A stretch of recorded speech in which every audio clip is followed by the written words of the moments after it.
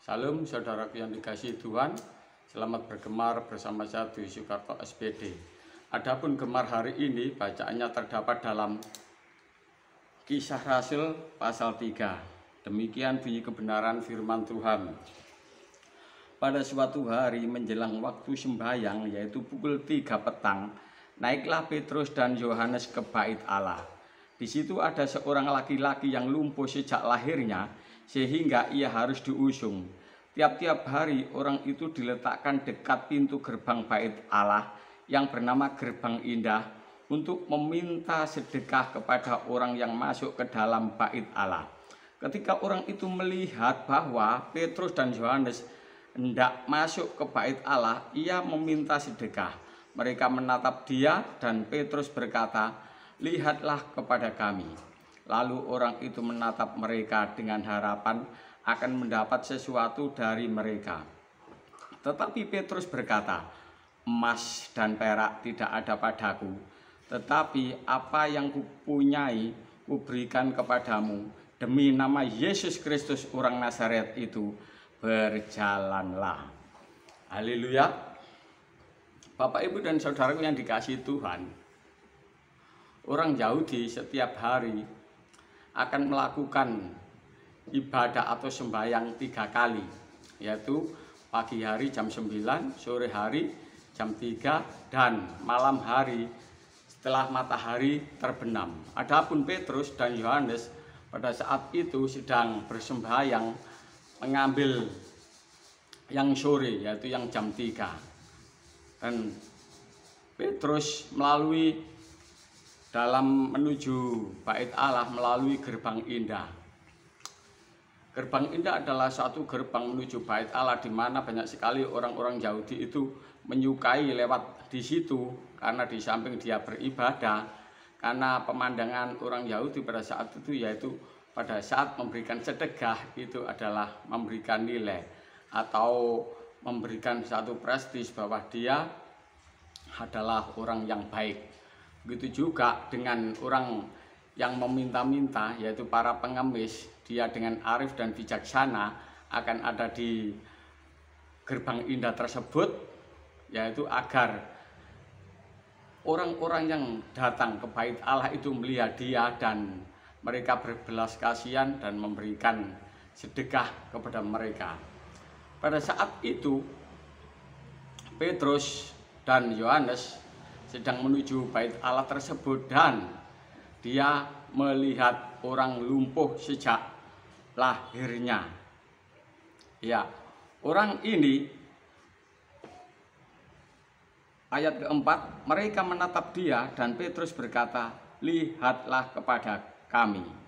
Lalu orang itu menatap mereka dengan harapan akan mendapat sesuatu dari mereka. Tetapi Petrus berkata, "Emas dan perak tidak ada padaku, tetapi apa yang kupunyai kuberikan kepadamu. Demi nama Yesus Kristus orang Nazaret itu, berjalanlah." Pengemis tersebut berharap mendapatkan sesuatu dari Petrus. Ternyata Petrus memberikan lebih, yaitu memberikan apa yang dibutuhkan oleh orang tersebut, yaitu kebutuhan akan kakinya, agar kakinya yang lumpuh tersebut bisa berjalan.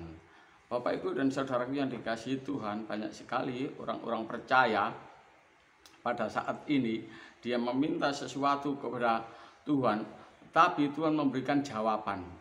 Dan banyak sekali orang-orang yang diminta itu adalah bukan satu kebutuhan, ya, tetapi keinginan.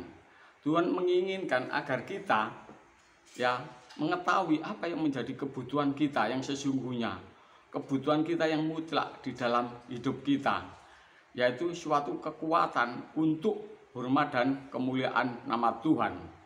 Petrus setelah melihat orang yang lumpuh dari sejak lahirnya ini, dia menyebut nama Tuhan Yesus Kristus untuk memberikan kesembuhan tersebut, sehingga orang ini menjadi sembuh dan sehat. Dengan kesembuhan orang ini tersebut, orang ini berjalan ke sana kemari, ya, mengikuti Petrus. Dia sangat bersukacita. Sukacitanya tersebut mengundang seseorang. Siapa orang ini? Kenapa dia sangat bersukacita? Saat orang-orang melihat Ya banyak orang yang melihat itu, ternyata dia adalah pengemis. Ternyata dia adalah peminta-minta yang ada di gerbang indah. Dan yang mereka sadari bahwa orang ini tidak mungkin bisa sembuh ya, karena dia cacat dari sejak lahirnya. Tetapi kenyataannya ya, oleh Petrus dalam nama Tuhan Yesus Kristus dia disembuhkan. Sehingga dengan kebutuhan yang diberikan Tuhan Yesus Kristus kepada orang yang lumpuh ini, maka orang ini lebih efektif lagi untuk memuliakan Tuhan ya. Dia berjingkrak-jingkrak, dia bersukacita, mungkin dia bernyanyi ya haleluya haleluya ke sana kemari sehingga nama Tuhan dipermuliakan. Lah disinilah banyak Bapak Ibu mengundang banyak pertanyaan ya, dan Petrus sendiri bingung melihat mereka ini. Karena apa? Mereka yang melihat kesembuhan tersebut menjadi heran, seakan-akan mereka itu meninggikan dan memuji Petrus. Hebat sekali ya orang ini, hebat sekali ya. Sehingga Petrus berkata bahwa bukan dia yang menyembuhkan, tetapi Tuhan Yesus Kristus. Seperti itu. Bapak Ibu dan saudaraku yang dikasihi Tuhan, nama itu membawa pada pribadi yang disebut. Kalau memang Petrus memanggil nama Tuhan Yesus Kristus, bukan berarti nama tersebut mengandung satu nilai yang magis gitu ya. Bukan. Tapi ini disebabkan karena imannya Petrus kepada Tuhan Yesus yang sanggup menyembuhkan orang yang lumpuh ini. Ya. Jadi kalau boleh saya katakan, iman Petrus ini ditransfer kepada orang yang lumpuh ini sehingga orang ini menjadi sembuh. Ya, seperti itu.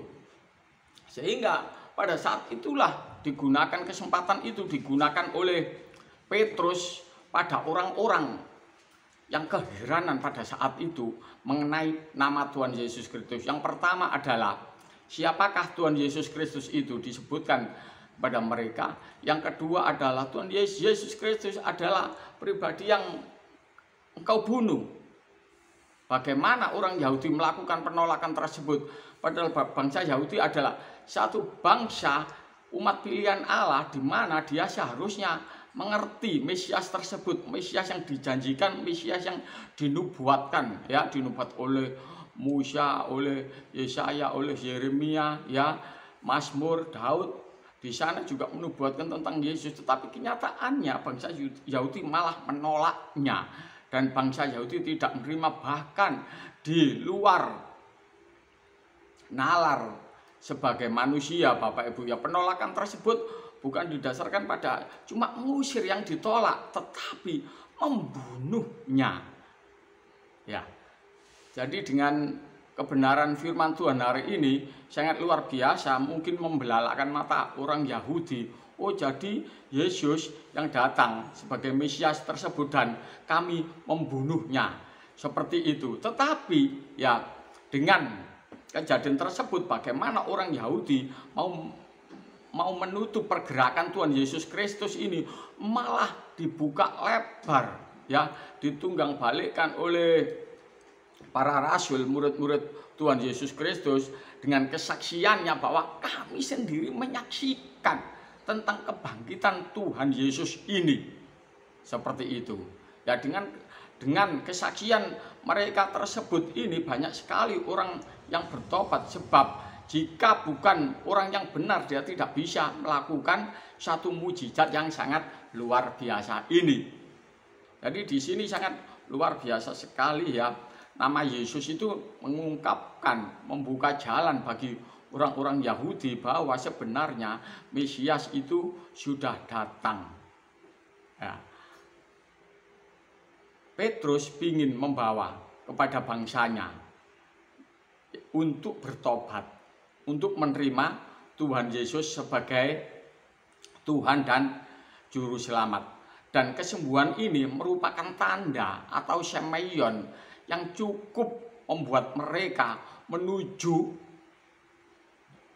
percaya kepada Tuhan Yesus Kristus, bahwa Tuhan Yesus adalah Tuhan dan Juru Selamat.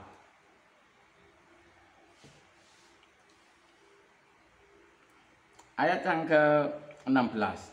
Dan karena kepercayaan dalam nama Yesus, maka nama itu telah menguatkan orang yang kamu lihat dan kamu kenal ini.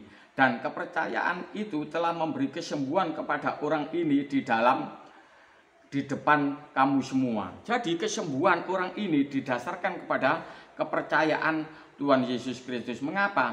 Karena itu sadarlah dan bertobatlah supaya dosamu dihapuskan. Ya. Kepercayaan kepada Tuhan Yesus Kristus membawa satu kesembuhan. Ya, kesembuhan itu bukan pada fisik saja, tetapi juga kepada jiwa. Ya, yaitu di mana dosa-dosa tersebut dihapuskan oleh Tuhan Yesus Kristus. Ayat 21. Kristus itu harus tinggal di surga sampai waktu pemulihan segala sesuatu, seperti yang difirmankan Allah dengan perantaraan nabi-nabinya yang kudus di zaman dahulu. Ya. Ayat yang ke-25, kamulah yang mewarisi nubuat itu dan mendapat bagian dalam perjanjian yang telah diadakan Allah dengan nenek moyang kita. Ketika ia berfirman kepada Abraham, oleh keturunanmu, semua bangsa di muka bumi akan diberkati.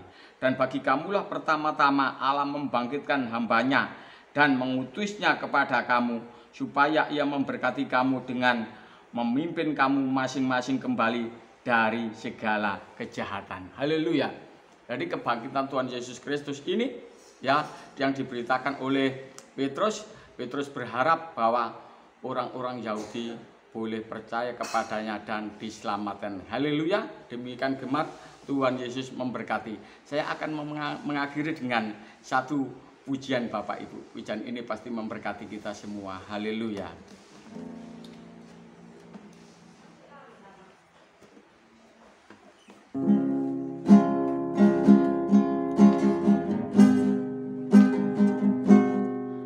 Yahweh namamu, Kau yang kupuji, Kau yang kupuja, Kau yang kusembah. Yahweh namamu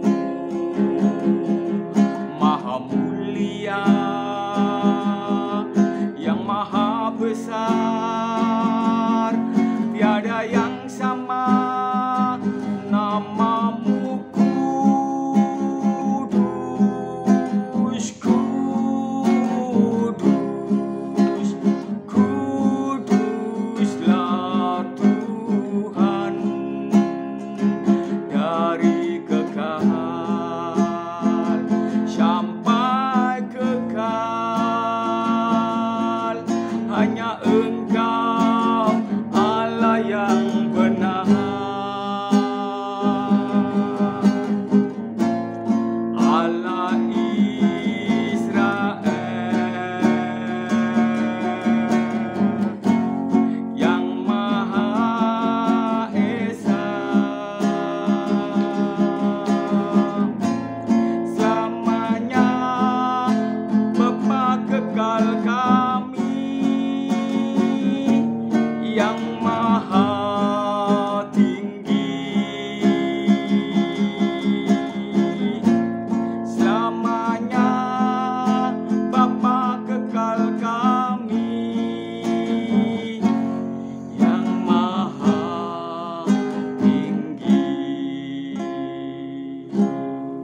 Mari kita berdoa. Bapa kami yang di surga, kami mengucap syukur Tuhan dengan kebenaran firman Tuhan, bahwa mujizat Tuhan dari dulu sampai sekarang tetap ada Tuhan, tetap sama Tuhan, dan kasih Tuhan membawa kami kepada keselamatan, yaitu percaya iman kami kepada Tuhan Yesus Kristus, maka bukan memberikan kesembuhan pada fisik kami, kebutuhan-kebutuhan kami, tetapi pada jiwa kami juga. Terima kasih bila kebenaran firman Tuhan ini kami hidupi mulai hari ini sampai selamanya, sampai di kekekalan. Dalam nama Tuhan Yesus Kristus, haleluya, amin. Demikianlah Bapak Ibu Gemar, dan tetap semangat bersama Tuhan Yesus Kristus. Pasti ada kemenangan. Haleluya, amin.